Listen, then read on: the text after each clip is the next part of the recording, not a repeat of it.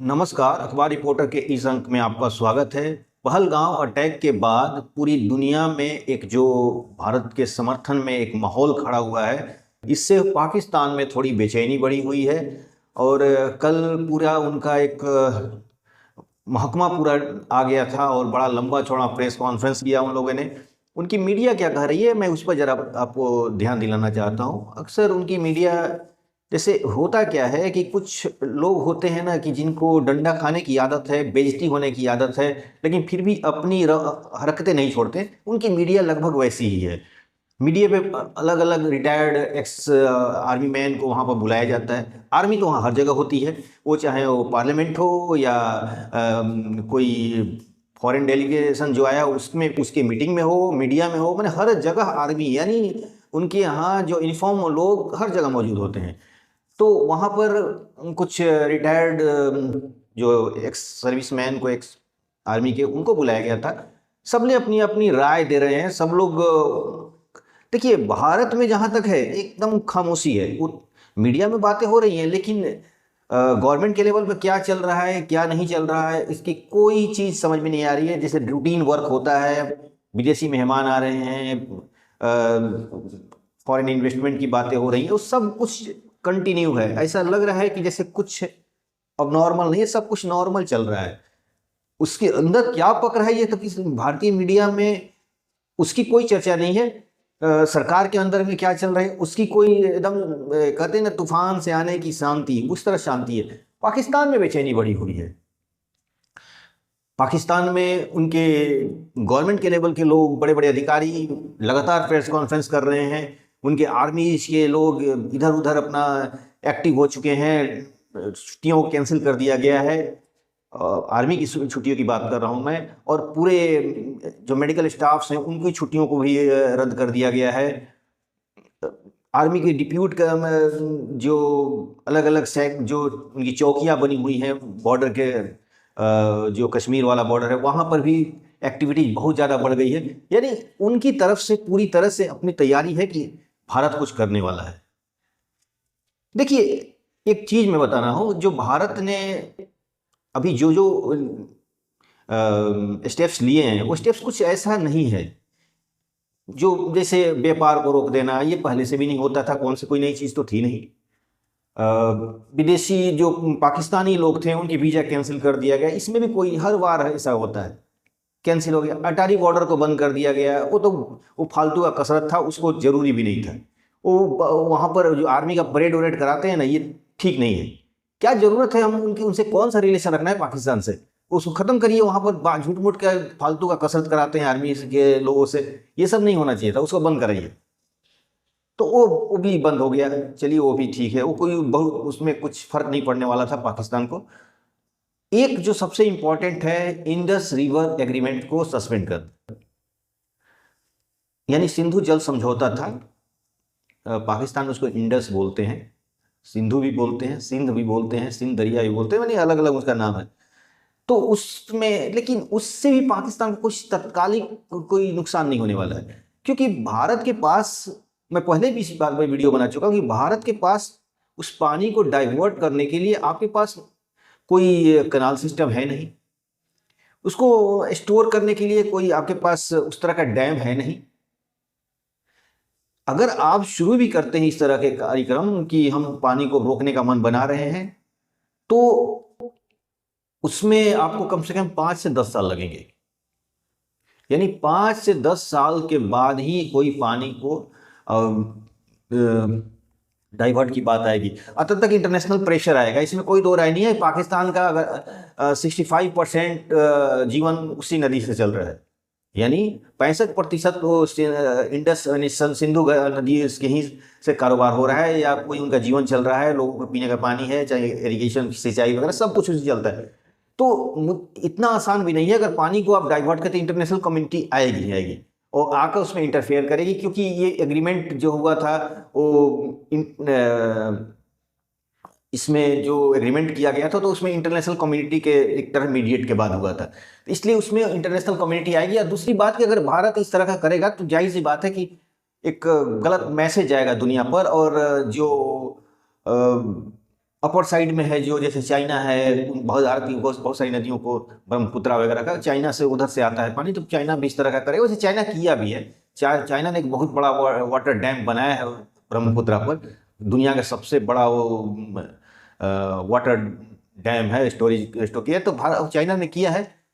लेकिन अभी फिलहाल उसने कोई जो एग्रीमेंट्स है भारत में उसको सस्पेंड मोड या उसका कोई वॉल्यूशन नहीं किया है। आगे क्या करेगा वो तो भविष्य की बात है। फिर अब सवाल ये होता है कि क्या भारत को युद्ध में जाना चाहिए, ये जो अभी सिचुएशन चल रहा है। तो देखिए एक चीज है, कहावत है कि सुअर अगर कीचड़ में लौट रही है तो हम उससे जाके उससे पहलवानी नहीं करेंगे, उसका कुछ नहीं बिगड़ने वाला है, हमारे कपड़े जरूर खराब हो जाएंगे। जो पहलगांव में हुआ है वो बहुत ही गलत हुआ है, बहुत ही निंदनीय है। ये एक तरह से बर्बरता है, हैवानियत है, इसमें कोई दो राय नहीं है। लेकिन हमें राष्ट्र निर्माण पर भी ध्यान देना है। सबसे बड़ी चीज कि हमें ये देखना होगा कि भारत जिस तरह डेवलपमेंट हो रही है, भारत जिस तरह इकोनॉमी ग्रोथ हो रही है, भारत अब तीसरा इकोनॉमी बनने वाला है, दुनिया के आंखों में ये चुभ रहा है, इसमें कोई दो राय नहीं। भले आपको लगता है ऊपर से कि भारत के सभी मित्र हैं, यूरोपियन यूनियन भारत के मित्र है, अमेरिका भारत के मित्र हैं, ये जो गल्फ के सऊदी अरेबिया हुआ, यूएई हुआ, ये सब भारत के मित्र हैं, कतर भारत का मित्र है, मिस्र है, मतलब ये लगता तो है। लेकिन एक याद रखिए, आपके पड़ोस में अगर कोई आपसे जलन करने वाला आदमी है तो मुंह पे नहीं बोलेगा, आप तरक्की कर रहे हैं तो मुंह पे नहीं बोलेगा, अंदर ही अंदर कुड़ेगा वो तो, और उसकी आंखों में एक तरह से किरकिरी होंगे आप। भारत भी भले उन लोग कुछ बोल नहीं रहे लोग, लेकिन किरकिरी हो गई है, हो रही है। जो ब्रिटेन दुनिया पर राज करता था, आज उसकी इकोनॉमी भारत से पीछे हो गई, भारत की इकोनॉमी उससे ज्यादा हो गई है, तो जाहिर सी बात है कि उसके अंदर तो एक टिस तो लग ही रहा है। दूसरी चीज कि चाइना को कुछ दिन में भारत उसके बगल में खड़ा होने वाला है, जिस तरह इकोनॉमी ग्रो कर रही है तो हो सकता है थर्ड लार्जेस्ट इकोनॉमी बन जाए। तो उस कंडीशन में कुछ ना कुछ आदमी पाकिस्तान, कुछ ना कुछ देश ऐसे हैं जो पाकिस्तान को मोहरा बना सकते हैं। तो हमें इस एंगल से भी सोचना होगा कि पाकिस्तान तो एक बीमार और क्या बोलते हैं, एक फेल देश ही है, वो पूरी तरह से फेल्ड नेशन है। तो कहीं ऐसा तो नहीं कि इसको मोहरा बनाकर एक टारगेट किलिंग करा दी गई है पाकिस्तान के टेररिस्ट के द्वारा, पाकिस्तान के आईएसआई के द्वारा, या पाकिस्तान की जो अथॉरिटीज एजेंसियां हैं उनके द्वारा ये करा दी गई है, ताकि ये दोनों देश लड़ें। और लड़ने से क्या हो जाएगा कि दोनों देश वॉर में चले गए, उसका तो कुछ नुकसान होने वाला ही, वो पहले से बर्बाद है, सुअर की तरह वो कीचड़ में लौट रहा है, और भारत उसमें इन्वॉल्व हो जाएगा। तो एक तरह से दुनिया में ये मैसेज आएगा तो भारत युद्ध में चला गया है, वॉर में फंस गया है, इसलिए यहाँ के इन्वेस्टमेंट को खींच दिया जाए, यहाँ की इकोनॉमी कमजोर किया जाए। इस एंगल से हमें सोचना होगा। तो हमें इस तरह का गेम चलाना होगा, इसका बदला इस तरह लेना हो जाए कि सांप भी मर जाए और लाठी भी न टूटे। यानी दुनिया को यह मैसेज चला जाए कि भारत ने उसके ऊपर जोर से चमाटा मारा है, लेकिन भारत का कुछ नुकसान भी नहीं हुआ है। इस तरह के प्लान पे हमें सोचना ही होगा, और भारत की एजेंसियां सोच भी रही होगी, भारत सरकार सोच भी रही होगी, इसमें कोई दो राय नहीं। क्योंकि मैंने पहले ही बताया कि भारत में पूरी तरह से शांति है, शांति है, शांति है, लग ही नहीं रहा है कुछ हुआ है, लेकिन अंदर अंदर कुछ ना कुछ खिचड़ी जरूर पक रही है, इसमें कोई दो राय नहीं है। तो इसीलिए मैं ये बात कहना चाहता हूं कि हमें इस एंगल से भी सोचना होगा कि कहीं ये पाकिस्तान को मोहरा बनाकर कोई थर्ड नेशन, कोई तीसरा राष्ट्र तो शतरंज की चालें नहीं चल रहा है, ऐसा भी हो सकता है। क्योंकि पाकिस्तान जैसा कमजोर और टूटा फूटा देश बार बार हमारे ऊपर हमले करता है, बार बार हमें पिंच कर रहा है, बार बार हमारे ऊपर आतंकी हमले करा रहा है, और फिर भी उसकी उदंडता कम नहीं हो रही है। इसके पीछे कोई ना कोई मास्टर प्लान उसको सपोर्ट जरूर कर रहे हैं अंदर ही अंदर। ये सोचने की बात है। कहीं भारत को बर्बाद करने के लिए पाकिस्तान को मोहरा तो नहीं बनाया जा रहा है, सीधी बात। इसलिए हमें इस बात पर भी सोचना होगा कि इस तरह की जो बातें हो रही हैं, इस तरह की जो हरकतें पीछे लगातार होते आ रही हैं, और जो अभी 5-6 दिन पहले जो हुआ है, इसके पीछे कोई तीसरा देश का दिमाग तो काम नहीं कर रहा है ना। हमें इस एंगल से भी सोचना होगा। तो हमें ये सोचना है कि हम सुअर के लड़ने के चलते अपने कपड़े गंदे ना करें। हमें नुकसान जरूर हुआ है, हमारी अपने लोगों की हत्याएं हुई हैं, उनको बर्बरता रूप से मारा गया है, धर्म पूछ के मारा गया, उनका प्राइवेट पार्ट को चेक किया गया है। ये बहुत ही शर्मनाक हुआ है।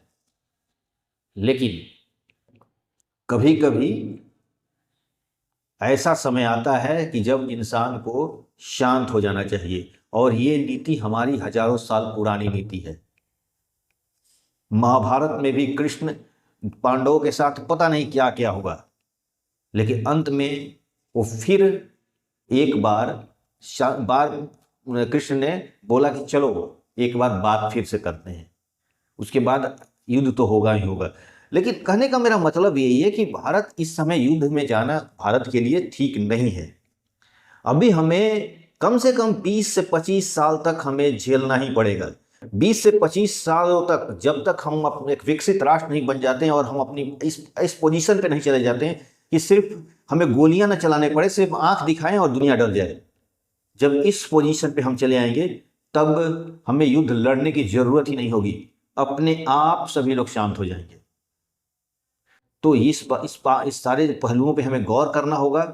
हमें जोश से नहीं, होश से काम करना है। हमें पूरे नीतिगत फैसले लेने हैं, साम दाम दंड भेद का नीति अपनाना है। सीधे सीधे लड़ाई में कूदना मूर्खता है। तो आज के हमको बस इतना ही। नए के साथ फिर आपसे मुलाकात होगी। आपसे हमारी गुजारिश है कि आप हमारे चैनल को लाइक कीजिए, शेयर कीजिए, सब्सक्राइब जरूर कर दीजिएगा। धन्यवाद।